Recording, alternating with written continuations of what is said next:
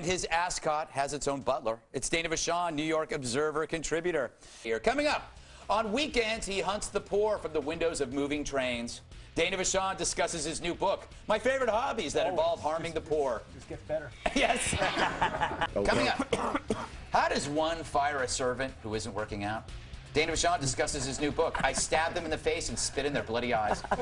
But first, and each of his yachts have their own yachts. Sitting right next to me, New York Observer contributor Dana Vachon. Coming up, what's it like to lose your monocle on the runway by your private jet and force your servant Jeeves, who's normally in charge of protecting your top hats, to make you a new one out of solid gold? Well, we discussed Dana Vachon's new book, My Stressful Weekend as a Rich Person. But first, coming up, how do you tell the curator of your private Picasso museum that he failed in removing all the seeds from your watermelon?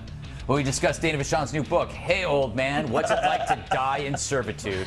But first, as a child, Dana played Monopoly with real hotels and wheelbarrows for some reason. Coming up, where can you buy a top hat for your top hat? We discussed Dana Vachon's new book, The Things I Buy Because I Sleep in a Bed Made of Money. But first, so, how does one clean a solid gold jacuzzi? We discussed Dana Vachon's new policy paper. You don't clean it, you just buy another. But first,